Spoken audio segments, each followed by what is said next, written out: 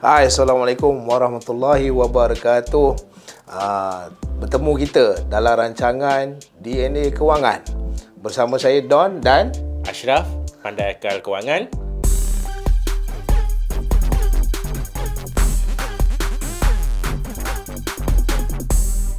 Untuk program DNA Kewangan episod yang pertama, hari ini apa yang kita nak bincangkan adalah yang pertama.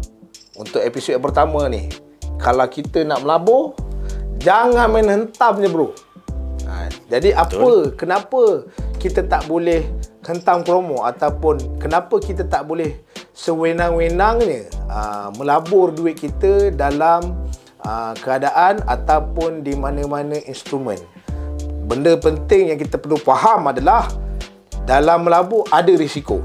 Dan setiap risiko tu ada dia punya risikonya yang tersendiri. Betul. Jadi hari ni apa yang kita cuba sampaikan adalah, hari ini kita nak bercerita tentang risiko-risiko pelaburan yang ada di dalam pasaran negara kita. Betul. Jadi benda yang pertama sekali, kita tahu ada 3 jenis pelaburan mengikut risikonya. Risiko yang rendah, risiko sederhana dan risiko yang tinggi. Jadi, untuk risiko yang paling rendah, apa tu, Syaf? Okey. Dalam segi risiko pelaburan ni, macam Don kata tadi, kita ada 3 jenis risiko, iaitu pertama adalah risiko rendah, kedua adalah risiko sederhana, ketiga adalah risiko yang paling tinggi lah. Tetapi kita kena ingat, dalam pada masa ni juga adalah kita kena tahu time frame kita ataupun jangka masa kita. Ada yang dia panggil short term, medium term dan long term juga. So dia mengikut, risiko ni akan mengikut berapa lama kita melabur ni. Jadi untuk permulaannya, sebelum kita nak start melabur ni, cerita nak melabur ni, dia kena cerdik sikit. Cerdik sikit lah. Cerdik. Jadi nak cerdik, apa nak kena tahu tu? Nombor satu, apa objektif kita nak melabur? Nak jadi kaya? Nak jadi kaya ke? Melabur hari ni, semalam dah kaya? Itu banyak tu. Ada banyak tu. Banyak tu. Hari ni labur semalam kaya kan? Itu sama, kita kena faham dulu objektif kita. Sama ada kita ada objektif jangka masa panjang dalam tempoh 10 tahun. Okey, aku hari ni buat simpanan atau aku buat pelaburan. Aku nak beli rumah dalam tempoh 10 tahun. Ataupun boleh jadi, okey, aku nak simpan duit tahun depan, aku nak pergi cuti ke Australia. Contoh kan. Ataupun okeylah, aku nak simpan duit sikit lagi 3 tahun lagi, ingat nak pergi umrah lah. Kan, nak pergi umrah, aku nak belanja mak aku pergi umrah, contoh. Maksudnya ada big why. Ada big why. Ada objektif. Ada objektif yang cuba dicapai dalam satu-satu pelaburan tu lah. Betul. Okey, now baru kita masuk kepada cerita risiko rendah, sederhana dan tinggi. Okey, kalau daripada segi risiko rendah, kena ingat, undang-undang dalam pelaburan ni mudah je. Rendah risiko, rendahlah keuntungan dia. Tinggi risiko, tinggilah keuntungan dia. Jadi itu survey dia yang paling mudah. Itu rule of thumb atau tips dia. Yang pertama kena ingat yang tu lah. Maksudnya risiko rendah, rendahlah dia punya pulangan dia. Kalau risiko tinggi, banyaklah. Nak rugi pun boleh juga. Rugi pun boleh, sama. Risiko nak rugi pun sama juga. Kecil kita punya risiko, kecil lah kerugian dia. Besar risiko kita, besar kerugian dia. Sama je cerita dia. Okey. Jadi daripada segi orang kata, kita go by timeline lah, lebih mudah dan kita cerita instrumen dia dalam tu Okey, yang pertama, kalau kata kita cerita pada short term, short term investment ataupun jangka pendek. Jangka pendek ni standard yang kita tahu. Kita ada akaun simpanan. Akaun simpanan pun pelaburan juga, dia ada bagi sedikit keuntungan tak banyak lah. Kalau perasan dalam statement bank tuan-tuan, ada tiba-tiba ada masuk berapa sen. Ada hal 30% ke 90%. Tengok balance lah kan. Itu keuntungan lah tu. Itu keuntungan lah. Lepas lah nak beli gula-gula. Asyik baik lepas beli hack lagi. Kalau tak, makan ceklat angin je lah. Kan? Tapi daripada segi tu, orang kata ada sedikit pelaburan. Itu daripada segi orang kata akaun simpanan. Akaun simpanan yang kita adalah savings account bahasa Inggerisnya. Yang kedua adalah kita panggil FD. FD ataupun fixed deposit. Ataupun simpanan tetap. Simpanan tetap. Okey. FD itu simpanan tetap. Simpanan tetap. Kena ingat tu. FD ni dia akan duduk pada dua tempat. Satu, dia akan duduk pada short term atau jangka masa pendek. Ada satu lagi, dia ada jangka masa sederhana. Dia tak ada jangka masa panjang FD ni. Jangka pendek tu berapa lama tu? Jangka masa pendek adalah antara 6 ke 12 bulan. 6 bulan ke 12 bulan. 3 bulan pun ada. Bergantunglah kepada bank offer macam mana. Kita kena tanyalah bank. Tapi biasanya FD ni bank lah kan? Biasanya FD ni bank. Tak ada instrumen tempat lain. Tak ada. Bank je tau. Ingat. Bank sahaja. Jangan gatal pergi tiba-tiba ada simpanan tetap. Tan Ahleng saving. Tak ada. Dia mesti bank. Dia bukan macam tu. Okey, daripada segi FD ni, pulangan dia tak banyak. Pulangan dia antara 2 ke 3%. Bergantung kepada berapa lah tempoh masa kita ambil tu.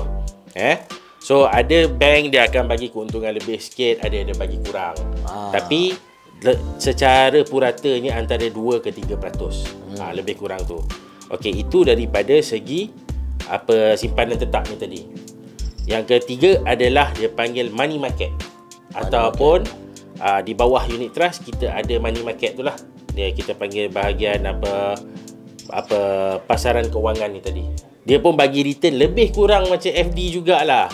Daripada segi yang itu, dia ada yang syariah, patuh syariah, ada yang tak patuh syariah. Pilihlah yang mana nak. Tidak semestinya orang kata kita tertakluk kepada satu. Sebab apa? Sebab itu kita simpan sementara. Biasanya kita gunakan money market ni kalau kata kita ada duit besar. Contoh kita ada nak roll stok. Kita tahu okey, kita nak pakai duit stok ni lagi 3-4 bulan. Especially orang niaga, orang bisnes. Kita nak pakai duit stok ni lagi 3-4 bulan. So kita boleh letak dulu dalam money market ni untuk build up sikit.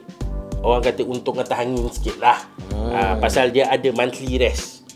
Monthly rest ni macam FD tadi, dia akan tengok pada yearly ataupun tahunan. Tetapi kalau macam money market ni, dia ada monthly rest, dia ada yearly rest. Ataupun tengok keuntungan mengikut bulan atau keuntungan diberi mengikut tahun. So kalau katalah kita ada 10,000, katakanlah dia bagi dalam 2%. So lebih kurang dalam kita akan dapat lebih kurang dalam 200 lah atas angin. Dengan hanya simpan saja 1 bulan dalam tu. Jadi itulah kegunaan short term ni tadi. So kita boleh dapat sedikit keuntungan di atas apa yang kita dah ada sedia ada ni. Kalau sejuta banyak lagi lah. 20,000 dalam lebih kurang 20,000 lah. 20,000 kan? 2%. 20,000 lah. Kalau sejuta kita yalah, kalau kita berniaga juta-juta banyak lah lagi. Banyak kalau lagi. kita berniaga setakat 1,000-2,000 ni adalah berapa ringgit. Lepas lah beli nasi lemak nasi lemak bungkus tu. Nasi lemak bungkus tu kan. Lepas lah. Wanjo tak lepas. Tak lepas lagi. So itu daripada segi medium, daripada segi short term. Dan risiko dia adalah rendah lah. Kita hanya simpan, letak dalam tu, hujung tahun kita dapat keuntungan. Tak kira dalam apa jua keadaan ekonomi negara ketika itu, confirm dapat. Ya, betul. Akan confirm dapat. Itu yang pertama. Yang kedua adalah ini sedikit kita lari sedikit mengikut OPR lah. Baru-baru ni OPR dinaikkan. Baru-baru ni OPR dinaikkan sekali lagi untuk kali ketiga. Jadi kita dah naik 0.75% lah secara total daripada asal. So bila interest rate naik ni, ada bagus dia, ada tak bagus. Tak bagusnya daripada segi kita consumer ataupun kita pembeli ni, harga barang makin lama makin naik. Tapi sebagai pelabur dan kita melabur pula dengan cara kita simpan je. Kita letak je duit kat situ dan dia tumbuh sendiri dengan harapan tumbuh sendirilah. Jadi yang itu dia akan bagi kita pendapatan yang orang kata passive income. Pejam celik ada juga duit sikit. Tiba-tiba ada kan. Ya, duit terpijak lah orang kata duit terpijak. Jadi nak kata kaya terus tak ada lah. Tapi ada. So ada juga bagusnya interest rate ni naik. Bukanlah kata buruk semua, tak. Nanti kita akan cerita lebih dalam lagi dalam episod yang lain. Apa itu OPR dan apa dia punya kesan kenaikannya ni daripada sudut perspektif ekonomi. kita biasa dengar kalau OPR ni biasanya diorang cakap harga barang naik, tapi sebenarnya ada positive side ataupun sisi positif dalam kenaikan OPR ni.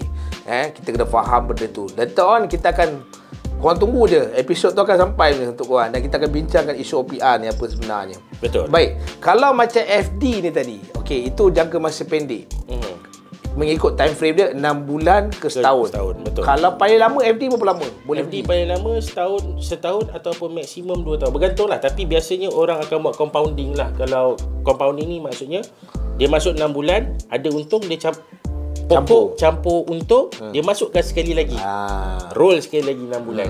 Biasanya orang buat macam tu lah. Kalau macam 10,000 dapat dalam 2% dalam 200 lah contoh. 10,200 dia masuk sekali lagi 6 bulan untuk next cycle tu. So itu kita panggil dia compounding, tuan-tuan. Dia bukan masuk 10,000 dapat 200 bawa keluar tinggal 10,000. Tak. Dia maksudnya simpanan ataupun hasil pelaburan kita tu kekal. Pokok bercampur dengan bunga. Untuk next session, dia rolling lagi. Jadi pelaburan untuk 10,200 tahun yang kedua lah kata, 2% lagi jadi dia akan jadi 10,000. Banyak tu. So dia akan bertambah lah. Kalau kata 10,200, so kalau 10,200 lebih kurang dalam 200 lebih sikit lah. Tambah lagi. Dua apa lebih lagi kan. So dia akan bertambah macam berbola salji lah. Snowball effect. Lagi lama kita simpan dalam FD tu, makin banyak lah. Dia akan berkembang dan dia akan berkembang dengan syarat jangan buat keluar untung bunga tu. Interest tu jangan buat keluar. Untung je jangan buat keluar. Itu yang kita panggilkan dia compounding effect. Compounding effect. Ni term dia ni. Nanti kita akan terang terminologi dia. Okey, kalau yang itu sederhana pula macam mana? Okey, daripada segi sederhana adalah kita tengok jangka masa antara tempoh 2 tahun hingga ke 3 atau 4. Tengok definisi masing-masing lah. Pada saya, definisi ada yang cakap 2 sampai 5, ada 2, 3 betul, kan.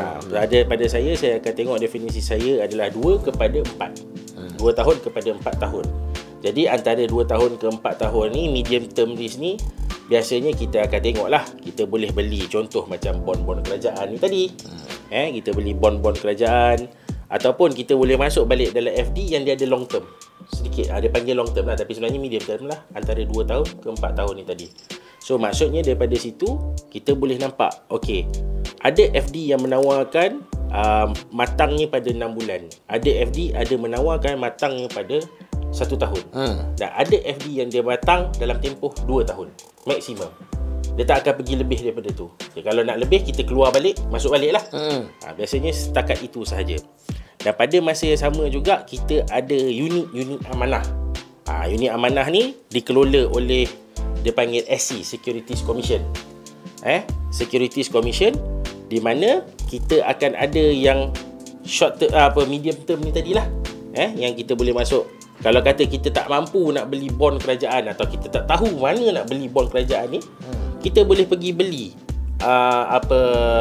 bond kerajaan ni melalui unit-unit amanah yang ditawarkan di luar sana.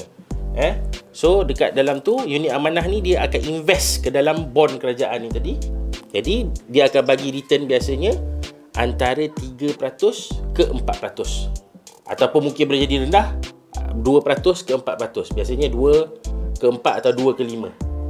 2 ke 5%. So di antara unit amanah ni unit trust lah. Kalau unit amanah ni bahasa orang putih, unit trust lah. Unit trust lah. So macam unit trust ni, yang kalau kata unit amanah dekat Malaysia ni, kita ada ASB, Amanah Saham Bumi Putra. Amanah Saham Wawasan. Betul. Amanah Saham 2020. Kalau dulu, kalau tuan-tuan ingat. Dan juga ada juga Amanah Saham Didik. Amanah Saham Didik pun ada kan. Dan juga kalau itu yang mana dijamin oleh kerajaan lah, yang saya sebut tadi.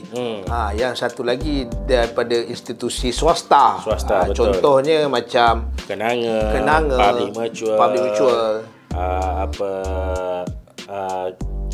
PMB ataupun dia panggil Pacific Mutual pun ada.